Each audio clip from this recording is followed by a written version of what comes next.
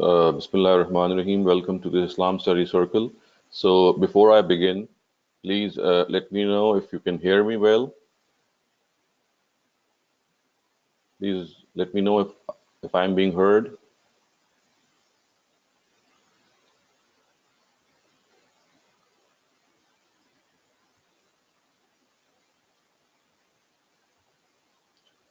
Yes, Mushtaq sir? sir.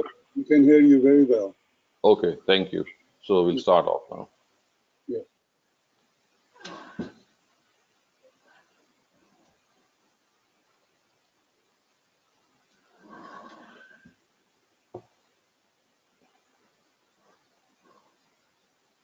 Bismillah ar-Rahman ar-Rahim. Dear participants, welcome to this session of our Islam Study Circle.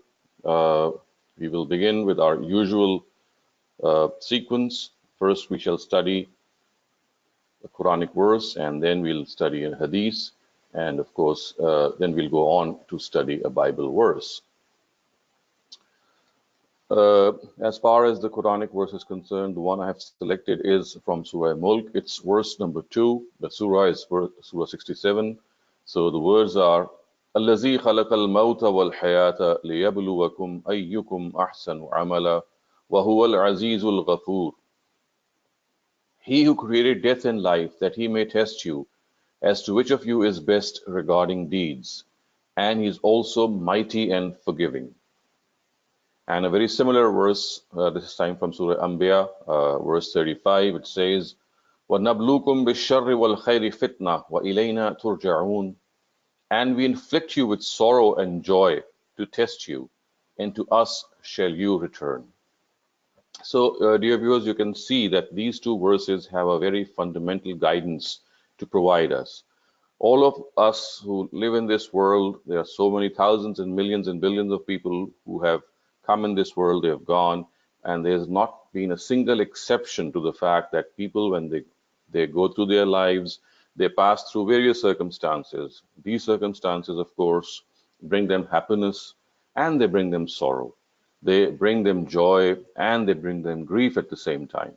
And there are periods of times in which grief at times is really, really prolonged.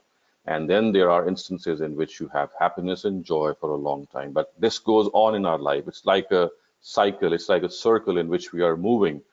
And it is here that the Quran has given us this fundamental guidance that these circumstances of happiness and joy and this whole system of life and death has been created to test us. So the first verse actually tells us that the purpose of testing us is the real purpose before God when He created us.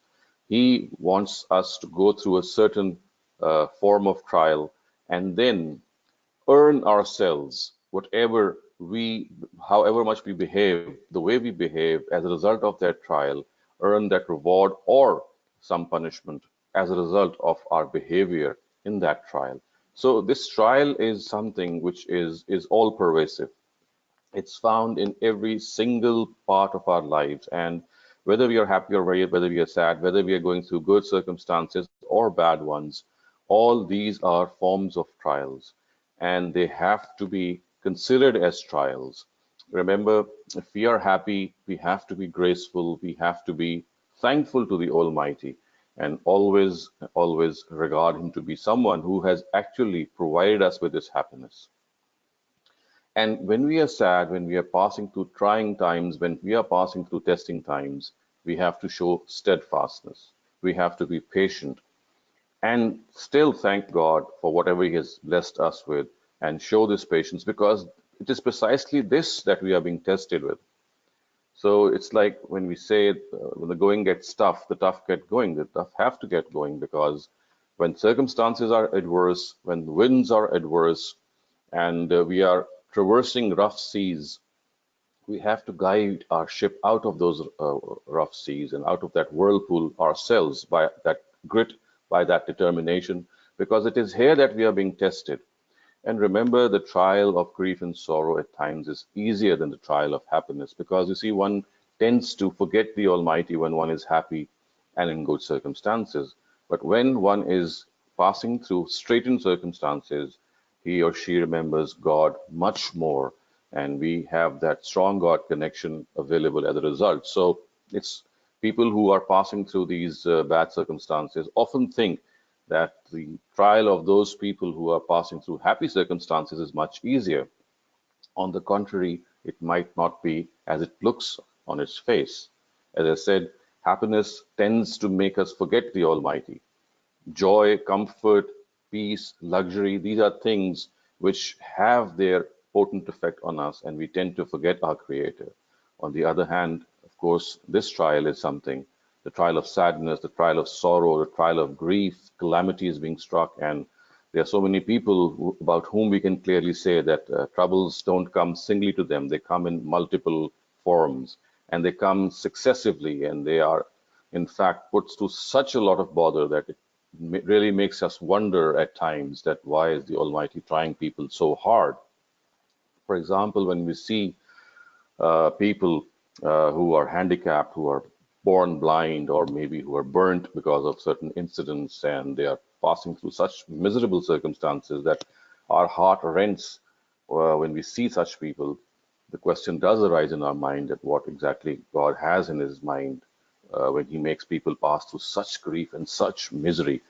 So the answer is here in the verse that it's basically a form of trial, and how steadfast we are in that trial, because the compensation is going to be commensurate with the extent of the trial. The harder the trial, the more the compensation. It's just a question of showing patience in that.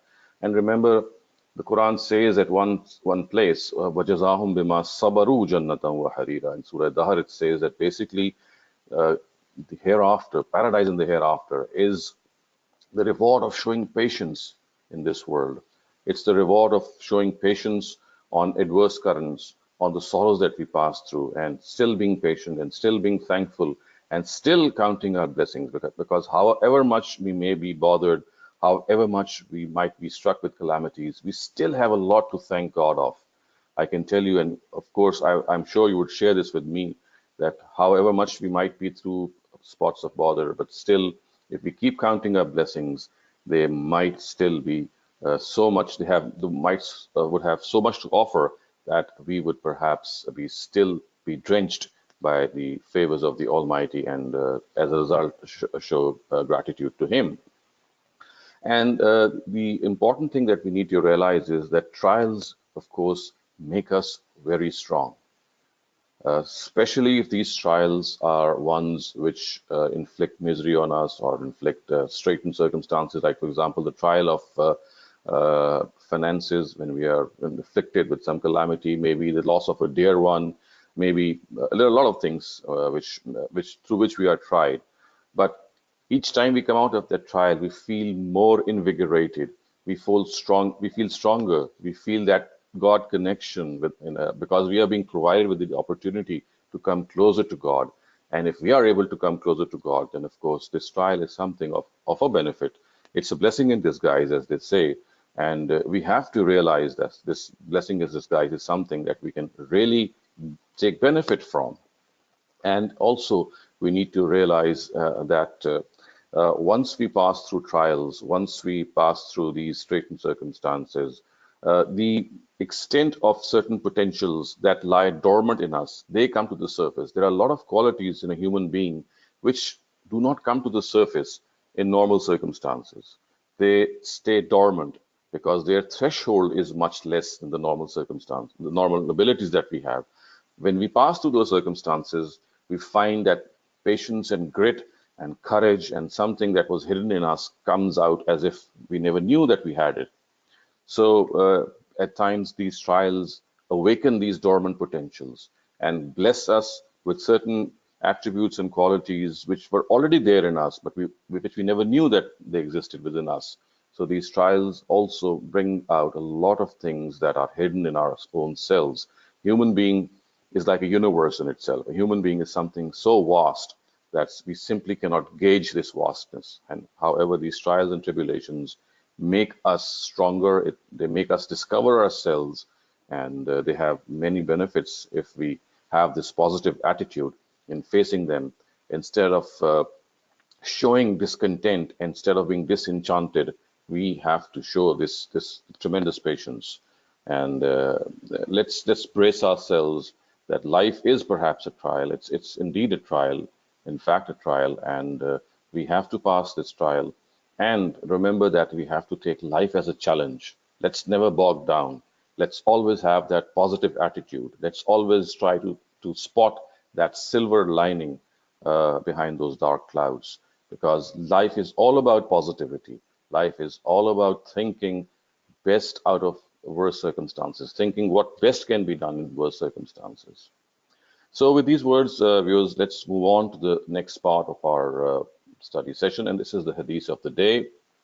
This hadith has been taken from the Al-Jami or Sahih of Imam Muslim. It's a beautiful narrative from the Prophet Muhammad sallallahu alaihi wasallam. Let me just read it out to you first, and then, of course, I'll just translate it.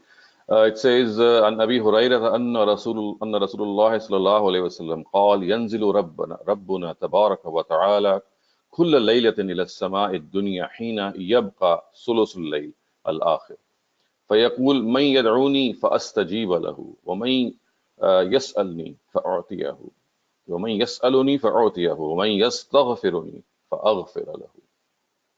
Abu Huraira reported that God's messenger said, "The Almighty descends on the lower sky every night when the last one-third part of it remains, and says, 'Who is there to invoke me so that I may answer his invocations?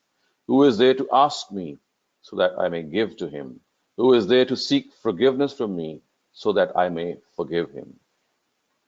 So this, of course, is a mention of what the Quran has already told us, that the biggest and the greatest reward-bearing prayer after the obligatory ones is the night prayer, which we call the Tahajjud prayer.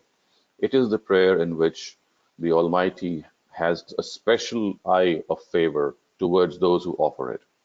And when this hadith says that the Almighty descends to the lower sky every night, of course, it's not to be taken literally. It only means that when a person descends on the lower sky every night, when the Almighty descends to the lower sky, he actually is more attentive. He is looking for people who are awake at this time of the night, which is the time when we would like to sleep the most. And it is here that the Almighty wants us to struggle against our sleep, to fight this sleep, and to get up and make prostration before Him, to plead before Him, talk to Him, express our grief before Him, express our happiness before Him. And as we know from the Quran that this is a blessed time, and the most blessed of times is today available to all of us, because in this blessed month of Ramadan, all of us are able to get up before Sehri and right at the crack of dawn. Before that, and the time of Fajr is yet to begin. It's the time of the Tahajjud is before the time of Fajr. It's the same time in which the time of Sehri ends. So before that, we have about some time. And if we are able to spare moments in this time to prostrate before the Almighty, to talk to Him, to pray the Tahajjud before Him, look what this hadith tells us, that the Almighty actually says that, "Who is there to pray to me, to invoke me, to make dua to me, so that I could answer him? And who is there who would like to express any of his or her needs that he or she might have, so that the Almighty would like to grant those needs to that person?" And then it goes on to say that, "Who is there who wants to ask forgiveness from me so that I can grant forgiveness to that person?" So it's like the Almighty, overwhelmed and expressing His tremendous affection for His creatures, has this bonus period, bonus time available to us. He has made this bonus time available to us every single day. Remember, the time of the Hajj, the time of this night prayer, comes every single day. And because we are passing through this blessed month of Ramadan, the holy month of Ramadan, this Tahajjud prayer is available to us.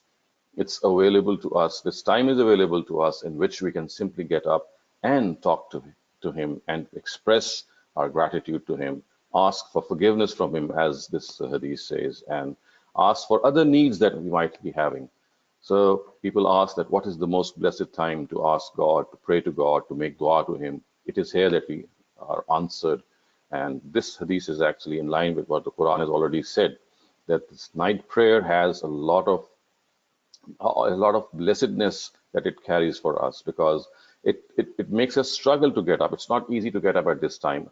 Imagine yourselves in parts of the year where we don't have Ramadan. This 3 a.m. time or this 4 a.m. time early in the morning is normally the time when we are really deep into our sleep. I'm not talking about our youngsters, because for them it's still daylight at 3 or 4 a.m. maybe today. But for people who sleep, like for example at 12 at night or maybe around that time, getting up at 3 a.m. Is not that easy. But then, as we know, that the more difficult it is, the more rewarding it is as well. So the Almighty has given us this opportunity that as far as we can, if we can get up at this time, if we can pray to Him, if we can express our inner selves before Him, this is the best time. Remember, the biggest thing that we can really achieve in this life is spiritual fulfillment, is this self-satisfaction. And people who are prone to the tahajjud prayer, they do tell us that maybe the troubles don't go away and maybe the bothers still stay. But if we become regular in our tahajjud prayer, or even if we offer it occasionally, we find that peace of mind. We find that spiritual satisfaction settling in our hearts. We find that troubles might not bother us as much as they would have bothered us earlier on. So this is something really that we can do, and it's practicable. If not in Ramadan, it's of course practical almost every day, but in other parts of the year, let's make an effort to get up at least once a week, maybe, or even once or twice a month, in which we plan to get up early, and we are able to talk to God. We are able to speak out our heart to Him. We have this heart to heart conversation with Him. And I do have this feedback from so many people that it really makes us spiritually elevated, spiritually advanced, and also we have that mental satisfaction that eludes us so much in today's world. Okay, let's now move on to the third part of our study circle. It's the Bible verse of the day. And I have taken some verses from the book of Proverbs, which is a book attributed to Solomon. It's chapter number 2, verses 1 to 22. And I have actually labeled it as moral benefits of wisdom.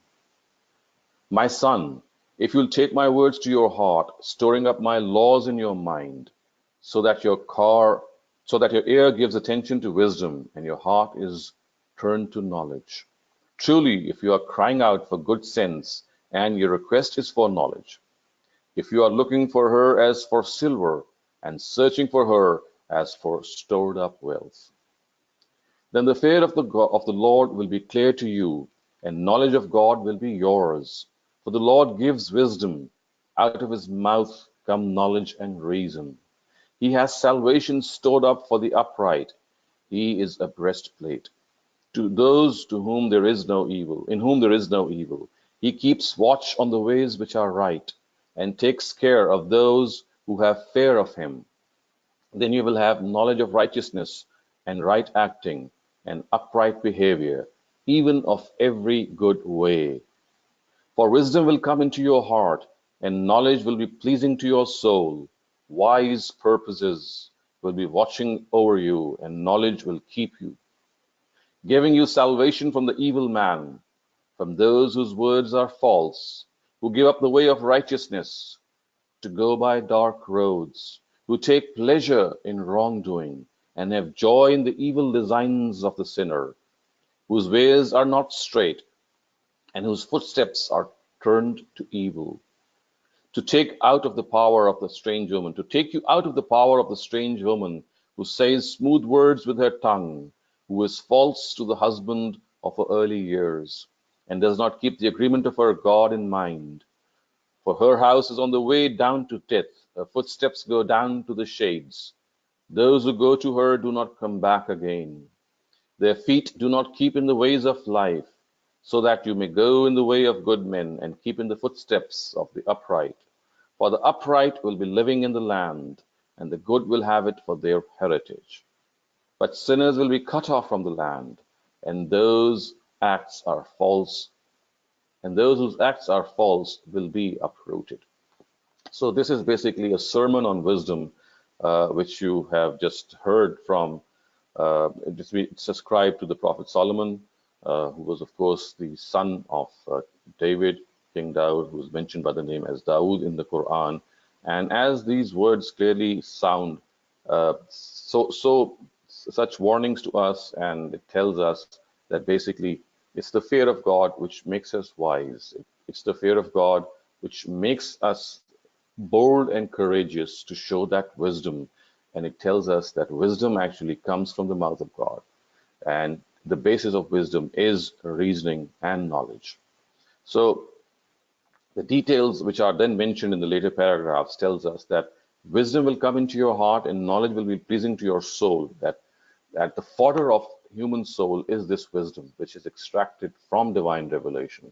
So we have this fodder that quenches our thirst, that satiates our soul, which comes from God Himself, and which actually tells us that righteousness and the way to light and radiance is the path which leads to the Almighty, and the way to sin is the path of the wisest people, of the fools, of people who are not prudent enough to realize that when they adopt the path of sin, they lose the path of wisdom. When they adopt the path of being wrong in their lives, of leading their lives as if they have forgotten the Almighty, then they lose wisdom. And the example is that of a man being lured by a woman. He goes to him and he satiates his desire, he quenches his desire from that woman, but then he never comes back, which of course means that he gives himself to lust and lewdness in such a way that he forgets the Almighty, forgets God, he forgets wisdom which can come from God. So wisdom is something that all of us really should target. And the key to wisdom is this true knowledge of the Almighty, the true knowledge of how He deals with people. For example, if we are aware of the fact, as we just read earlier on, that one of the precepts of this knowledge is that the reason that this world has been created is to try and test you. Now, one of the biggest bothers of ancient minds and modern minds has been that why does evil exist if God is merciful? And this has eluded so many minds. We have seen the Buddha, we have seen so many other people take to the jungle and uh, go into deep meditation and cut themselves off from this world simply because this connection between a merciful God and an evil world is difficult to establish. So it is wisdom which tells us that there is this connection, and it is wisdom of the Quran, wisdom of divine scriptures, which tells us that the reason for this existence of evil is that it has the purpose of trying and testing a person. It is the wisdom of trying and testing the mettle of a person. And instead of complaining to God, instead of being disgruntled at the challenge which faces us, we have to take it head on. And if we think that that evil should not exist, then this is something that we would like in our own mind, because we would like this world to be as if it was a perfect world. Remember, the Almighty has not created this world in the perfect sense. This perfect sense is something which is clearly ascribed, or should be ascribed, to the life hereafter, to paradise, where everything will be perfect. But this world is an amalgam of imperfections. We have problems, we have things going wrong. We find the most noble of people at the bottom of the society. We find extremely virtuous and pious people being really beaten up in the society. They are at the lowest rung of the society, and we find evil ruling the world. So we must not think this world to be a perfect. It's a place of trial and test. This is one thing which has been told to us through these holy scriptures, and this is one thing which really makes us wise. It gives us this wisdom that this purpose of life that we have, or the purpose of creation of this universe, there is some wisdom behind it. And if we don't understand that wisdom, we'll never get satisfied. We'll never be satisfied with how life is proceeding. We'll really take things to our heart. We'll not have the courage to fight. We'll not have the courage to stand up, simply because we would like the result of every good deed to be good and every evil deed to be evil in this world. And we have been told in scriptures that this is not how the Almighty has made this world. He has different plans. So similarly, other knowledge precepts of the Almighty have to be understood as well. This is one of the precepts that we have been told that if we understand the meaning of life, it'll be a lot easier for us to bear the pangs of this life. It will be a lot easier for us to go through the pains of this life. And of course, then we will have the courage to do a lot of good things. There are other precepts as well of knowledge. For example, the fact that how do we relate to the Almighty, how we relate to our fellow human beings. So all of these laws of prudence are set out in divine scriptures. They are also found in our own innate guidance, within our own hearts, in our own intuition. And it's just a question of showing patience and meditating and looking into the scheme of things which surrounds us with the help of the scriptures that are around us. So with these words, I come to an end of this session, and I would like to open your mics now if you have any questions. And of course, after that, we will have a small discussion or maybe a small debate on a particular topic that I'm just going to spell out in a little while. So I see the mic of Sayyid Abdullah Ali. You raise your hand, so I'm just going to unmute your mic. If you have a question, you are self-muted, sir. Please unmute your mic. You have to unmute your mic yourself. Yes, please go ahead now. Sure. Assalamu alaikum. Wa alaikum assalam. Okay. Jazakallah khair, Dr. Shehzad. This is my first time that I'm participating in this webinar, so I'm not sure if my question must be restricted to the topic or it can be about anything in general. Well, if it's preferred, if you can stick to the topic. Otherwise, you can ask a general question as well. Okay. I'm going to ask a general one because it's been disturbing me for some time. So it's just that I'm a student here in the UK and I study in a university on the outskirts of London. And while here, I have come into contact with some fellow students who belong to another, they claim to be a sect of Islam. And the thing that I used to put in front of them and something that was that used to convince them, or something that they used to acknowledge was in fact disturbing, was that their founder had greatly supported and spoken in favor of a government that many consider to be, historians or other people who actually think that the government was unjust and they were not, and they caused oppression when they were there.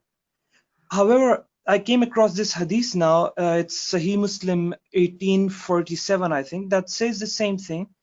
It actually says that the Prophet said that even if your ruler is unjust and he has the heart of a devil in the body of a man, if he slogs your back, if he tortures you, and even if he snatches away your property, you must still obey him. So this is something very disturbing to me because it goes against everything that I thought I knew about. I mean, even in the farewell sermon where the Prophet said that do not oppress and do not be oppressed. So I understand that there is some wisdom behind this, that fighting against such rulers may lead to greater evil, but this is something that is very, very disturbing to me. I do not understand the wisdom behind this. Okay, so I'll try to explain what this narrative has actually said, and it's actually a delineation of what the Quran has said at some places, and that is that anarchy or lawlessness is something which is clearly something which is worse than disorder. It causes a lot of disruption. So if you understand the spirit of what this narrative says, because this has been mentioned at several places in Hadith literature, if you get the sense of all these narratives by combining them, the what has been said is that basically You have to obey the rule of law, even if the people who rule you are unjust, even if the people who rule you are people who are unworthy of their position. This, of course, does not mean that you are condoning them or you're accepting them as good people. It only it tells us that we must not break the law. For example, if a ruler is unjust, it does not mean that we should start breaking our traffic laws or other laws which make us citizens of that country. So it's basically targeting anarchy and lawlessness.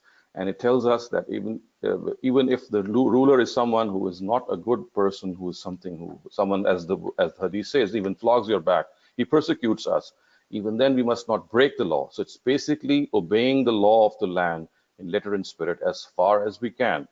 However, if rulers are unjust, of course, we have been given certain methodologies through which we should try to remove those rulers from their posts. For example, by trying to democratically dislodge them from their places by several other ways, which of course if you can ask, I'll describe, because it varies from country to country and from system to system. But the bottom line here is it's not like obeying something said personally by the ruler. What is being said here is that the law of the land has to be obeyed, come what may, even if the circumstances are such that your rulers are very unjust and very oppressive and they persecute you. So you should not say that, okay, if our rulers are unjust, I'm not going to obey the law. That is something which is of course it's still allowed in certain exceptional circumstances that we can discuss of. But just to appease your concern, I just have this much to say, that you have to think that this hadith is actually telling us to never leave this rope in which we are tied as citizens to the state. So it's like not disrupting the system of state, in spite of the fact that our rulers are bad or unjust. Right. Okay. So do we have another question? I can see some other hands up.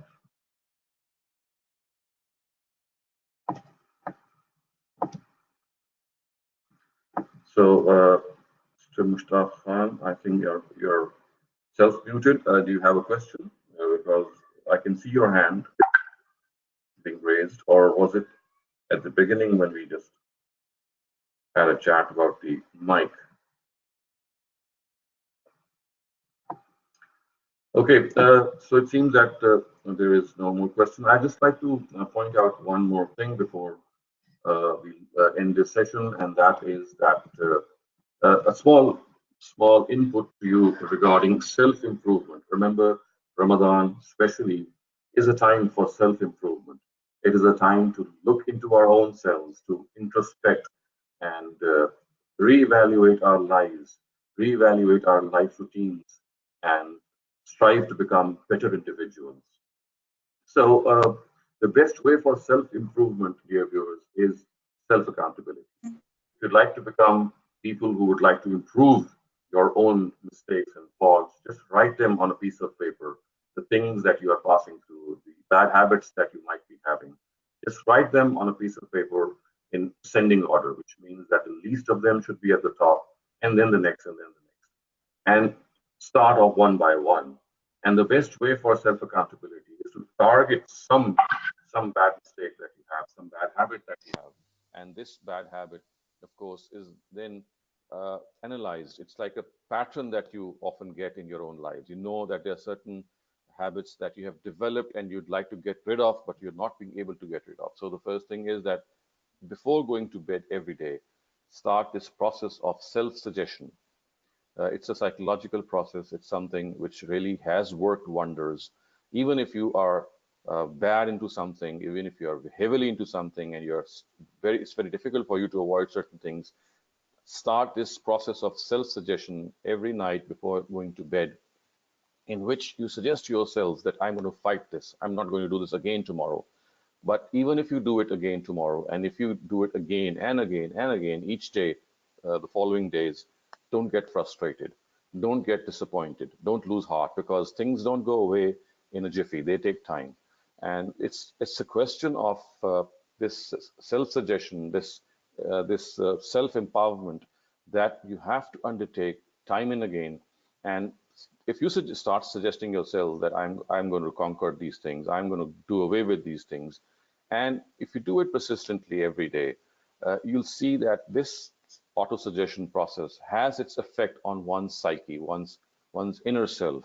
And when the time comes for you to go to, again to that mistake or again to that folly, uh, you actually find your mind, that ring in your mind, which tells you to stop. And as even if you do it again, still that ring is there. And the more you are auto-suggestive, the stronger that ring will become over a period of time. And one day, inshallah, if you keep on doing it, if you don't give up, you'll find yourselves in a position to really uproot that evil. And remember, things don't go away forever. We are human beings. Even bad habits, they might go away, but they still come back. So we have to think that it's not as much as that bad habit which counts, as much as our attitude after it. If we express remorse, if we feel that guilt, if we come back to the Almighty every time that we go away from Him, it is something which really pleases Him. And remember, if as far as sinning is concerned, it comes naturally to all of us. All of us have this natural inclination towards doing bad things, and equally natural is this inclination to do good things. So this auto-suggestive behavior makes us analyze ourselves, and it tells us that we have to take charge of our own lives. We have to put our house in order ourselves. No one else is going to do that. And the biggest hindrance in this is this suggestion of Satan that you are no good. Every day you make this commitment and every day you break it. So don't succumb to this. Don't think that if you're doing something again and again, then again this will hamper you. No, this is something which you have to put up with. You have to show that will and determination. It's difficult, of course, but you do the same thing again and again. But if you have this auto-suggestive behavior, and of course you are able to at least do it or maybe conquer it once in a while, that gives you that inspiration that you can do it on more occasions also. So you see, you have to look for small inspirations, small motivations, and they are that when you are able to do it once or twice, maybe, then remember that you can do it for more as well, more times as well. It's just a question of expressing your own determination and mustering that courage and strength in your own selves. So remember, self-improvement comes through self-suggestion, through self-accountability. We are always holding other people accountable for what they are doing wrong. We have to forget about other people. We have to make this concerted plan in our lives that let's forget about what other people are doing. Let's concentrate on what we are doing wrong, because we might not know what the other person is going through and how he might or she might be combating those things in his or her life, but we know what we are from inside. So holding ourselves accountable, holding ourselves in that place in which we'd like to correct ourselves is the right approach, and forgetting about others is, of course, the right way. So self-accountability, self-empowerment, self-actualization, self-motivation, all these things come with time, but they come with this self-suggestive behavior, this auto-suggestive behavior, which has been known to work wonders. And so let's give this a try if not already. So if we don't have any further questions, I would end this session now, and also remind you that just about 10 days remain of this holy month, and it's the last Ashura as well, the last 10 days, and we have to be even more attentive to the needs of this holy month. And the biggest need, as we know, is that we have to uh, recognize the limits that we must not cross. And this precisely what taqwa is, and this precisely is the reason for which we fast. Fasting is for the reason that we are inculcated with this value of taqwa. And taqwa means to know our limits, not cross our limits, know our bounds, remain within bounds. And the best way to do that is to hold ourselves accountable, to hold ourselves accountable before ourselves, and try as much as we can not to indulge in those things that we normally do. So with these words, it's thank you very much. Khuda Hafiz, and inshallah we meet next week, same day and same time. أقول قولي هذا وأستغفر الله لي ولكم ولسائر المسلمين. So